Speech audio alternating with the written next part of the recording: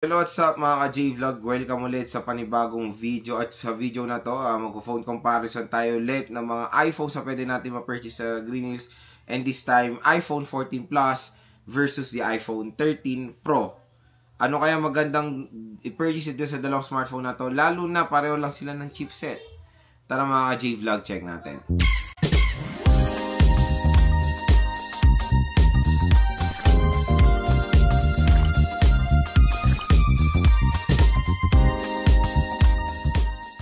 So in another phone comparison na naman tayo, and this time iPhone 13 Pro and iPhone 14 Plus naman po ang ating i-compare. At ito dalawang smartphone na to mga ka-J-Vlog is hindi kasi sila nagkakalayo ng presyo and of course ng specifications. I know na mas ahead ang iPhone 14 Plus dahil syempre siya yung mas newer kumbaga when compared dito sa iPhone 13 Pro. Pero again, tulad ng sinabi ko kanina, pareho lang po ng utak itong dalawang smartphone na to. Pareho sila ng processor. Siyempre, itong iPhone 14 Plus yung pinalit nila sa 13 mini. So, nagkaroon ng Plus version. And there's a rumor na mawawala na rin ng Plus version at papalitan na ng Air version. So, meron tayong mga rumors na magiging iPhone 17 Air na ang iPhone Plus lineup. Last thing 16 Plus. So, hindi pa natin alam yan mga ka-J-Vlog. Kung magiging totoo yung ganyang rumors. Pero syempre marami ring na-enjoy ngayon ang mga Plus version, lalo na yung 16 Plus and 15 Plus. Dito kasi sa iPhone 14 Plus, medyo 50-50 yung consumers natin dito when it comes sa buying na itong smartphone na to. Kaya kung mapapansin nyo sa Green Hills, medyo iilan lang ang consumers na nagkakaroon na magka-purchase ng 14 Plus kasi bibihira lang yung stock nito. Unang-una, meron kasing report dati na medyo mababa daw ang sales ng Plus version ng iPhones and even the iPhone 14 base model. Syempre, isang theory ko dyan is when it comes sa chipset. Kasi yung chipset na itong 14 Plus at ang chipset ng iPhone 13 series, even 13 mini 13, ay pareho lang silang Apple A15. May nagko-comment na mas ahead daw ng RAM itong 14 Plus. So yes, nakita ko rin yan na mas mataas ang RAM. Pero when it comes sa Pro version ng 13 Pro at 14 Plus, pareho lang sila ng RAM. Yung base model lang ang pagkaiba ng 13 tsaka itong 14 Plus when it comes sa RAM. Pero ito pareho ng RAM to. Again, when it comes sa RAM sa Apple, is hindi siya ganun fino-focus ng Apple. Doon pa rin tayo titingin sa cores nung chipset or yung mismong chipset talaga yung Apple A15. Kaya kung mapapansin nyo, si Apple nga, hindi naman sinasabi sa kanilang Apple event and even sa website nila kung anong RAM ng smartphone nila. Kasi mas pinofocus sila yung mismong chipset ng kanilang iPhone na syempre kahit na kung mapansin nyo, lower RAM ang mga iPhones compared sa mga Android, pero mas smoother pa rin ang mga iPhones kahit na meron silang mababang RAM compared sa mga bigger RAM ng Androids. Kasi syempre, nag-optimize yung chipset and yung software. Yun yung pinaka-importante sa mga smartphones. Siyempre, di ba, yung software integration do sa chipset. Kung parehong nag-i-in-sync ang chipset at yung software, napakaganda po na may bibigyan ng performance yan. So, yun mga J-Vlog, pareho lang sila ng chipset, the Apple A15 Bionic chip. At usapang price tayo. iPhone 13 Pro na-release to noong year 2021 na meron tong price range na 60 to 70K. iPhone 14 Plus in the other hand, na-release to ng year 2022 na mayroong price range din na 60 to 70K. So, syempre yung 14 Pro kasi mas naging expensive na yun. Nasa 70 plus na yung presyo ng 14 Pro noong 2022. So, when it comes sa presyo naman nila ngayon sa Green Hills, ang 13 Pro ngayon na 128 is pinakamababa niyan is 27,500. Tapos 256 sa 29,000. Sabihin na natin 27 to 30,000 pesos ang budget natin or ang presyo nito sa Green Hills. iPhone 14 Plus, in the other hand, ang presyo nito sa Green Hills sa 30 Plus pa. Sabihin natin yung 128 nito nasa 31 to 33. Range to, again range to. 33 tapos 256 siguro 34 to 36. So, mas expensive pa rin ng 14 Plus even though pareho lang sila ng chipset ng iPhone 13 Pro. Ang presyo ngayon ng 13 Pro is yung iPhone 14 base model na soon gagawa rin tayo ng phone compare about dyan.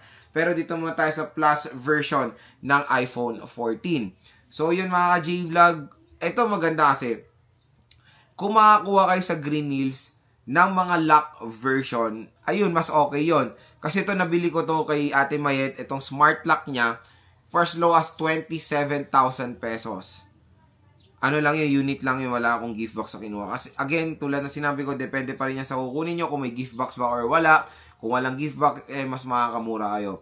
So yun, 27,000 for the smart lock na iPhone 14 Plus. Kaya pareho sila dito. Binili ko rin to, di ba? Kung makikita nyo, pareho ko naman tong in-upload yung pagbili ko ng iPhones. Meron ako nakikita dyan or nagko-comment na scripted daw yung mga binibili ko. Ayan no. Ayan no. Nandito na po sa channel ko lahat ng review unit natin. Ewan ko ba kung ba't nagsasabi pa ng ganyan. I don't know kung anong purpose. Kaya syempre ang purpose ko sa mga ganyang content and even dito is pinapakita natin ang mga smooth transactions sa mga legit seller natin sa Greens. Akin to, tignan nyo naman no. Ito sa asawa ko. Ito sa akin no. Diba? Daily drivers pa rin namin to. At legit kami bumibili sa Greens. Ano ba kayo? Again, lahat ng mga review units natin ng iPhones ay galing po sa mga trusted seller natin sa Green Hills. Kaya kung interested kayo mag-purchase, again, yung kanilang Facebook page nasa description box, i-check nyo na lang mga J-Vlog.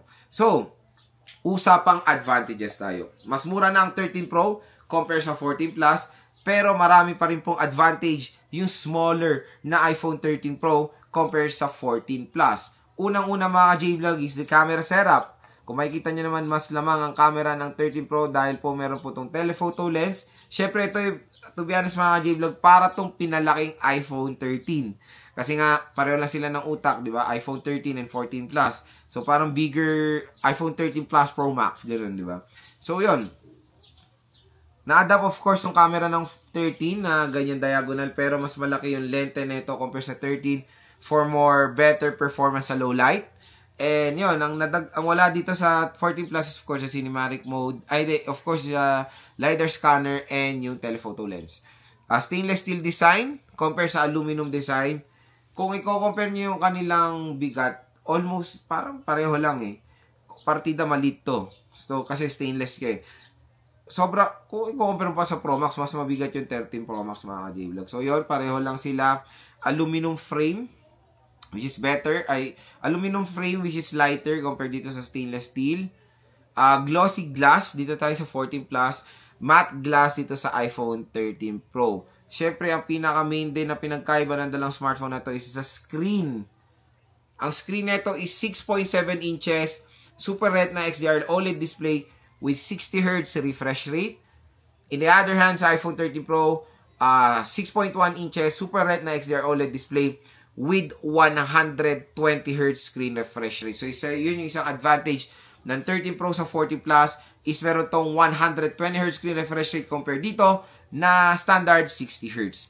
Usapang battery. Marami ako nakikitang good feedback sa 14 Plus at tinanong ko rin yung asawa ko when it comes dito. Napaganda po ng battery performance ng 14 Plus. Isa to sa pinakamagandang battery ng iPhone na lumabas. Battery performance, solid ang iPhone 14 Plus. Syempre sa 13 Pro, mas maliit. Ang battery capacity, 3,000 plus mAh. Pero maganda pa rin naman ang battery performance nito. So kung gagamitin nyo sa gaming itong dalang smartphone na to, again, wala naman silang pinagkaiba when it comes sa processor. So Apple A15 sila pareho. Pero for me, mas magiging comfortable po ang inyong gaming experience pag gagamitin nyo itong 14 Plus. Unang-una, large display, and of course, bigger battery. So, yun naman mga J-Vlog yung mga napansin ko so far when it comes sa performance. Parehong-pareho lang. Camera talaga ang pinagkaiba. May advantage naman yung 14 Plus sa iPhone 13 Pro is yung action mode. Again, yung action mode is, for me, when it comes sa feature na yan, hindi siya ganon ginagamit. Again, nasa dependence sa consumer eh. Compare kasi sa cinematic eh, di ba? I know naman yung cinematic to. Na meron tong promo action mode compared dito sa 13 Pro Max or 13 Pro, wala. Yung action mode, kung ano kayo, yung naglalakad na nagva-vlog, inilalagay nyo to sa motor para talaga wala yung shake. Pero again, yung action mode, matinding requirement niyan is good lighting. Magandang gamitin yung action mode kung sikat yung araw, talagang sobrang ganda ng ilaw, doon yung magagamit yung performance sa action mode. Pero again, when it comes sa low light, hindi nga lang low light eh, kahit na walang araw eh, medyo maraming noise, kumbaga. So yun mga ka-J-Vlog, ang pinaka main question, ano ba ang magandang i-purchase? iPhone 13 Pro ba or iPhone 14 Plus? So, for me, to be honest, yung asawa ko nahihirapan din mag-decide nun kung mag-13 Pro ba siya or 14 Plus nun. Actually, galing siya dito sa 13 Pro. Binili ko tong 14 Plus para magpalit kami. So, ito na sa kanya ngayon, 14 Plus. Nasa preference pa rin yan. Yung asawa ko kasi, ang gusto niya ngayon is better battery, bigger screen. Kaya nag-14 Plus kami at kinuha ko tong 13 Pro. Ako kasi, meron akong 15 Pro Max, kaya mas prefer ko rin yung smaller screen size ng iPhone, kaya kinuha ko tong 13 Pro. Again, nasa preference na pa rin yan. Pero ako tatanungin to be honest, ang hirap mamili dito sa dalawang smartphone na to. Pero budget-wise, I'll go for the iPhone 13 Pro. Unang-una dito, pro performance to compare sa base model ng 14. Meron siyang magandang feature na wala dito sa 14, of course, 120Hz screen refresh rate, super smooth ng screen na itong smartphone na to. At syempre, yung additional camera niya, na meron siya telephoto lens. Again, yung telephoto lens ng ibang consumers, hindi naman siya ganun ginagamit. Mas piniprefer nila yung ultra-wide camera na meron dito sa 14 Plus. Yung 14 Plus naman, in the other hand, ang pinakamaganda dito is yung screen size and of course, the battery performance. Again, kung meron mga extra budget, na malaki screen size at magaan, okay rin naman tong 14 Plus. Sobrang solid ng battery nito. So, kung ako tatanungin dito sa ating phone comparison, syempre, ang pipiliin ko dito is iPhone 13 Pro. Mas mura siya.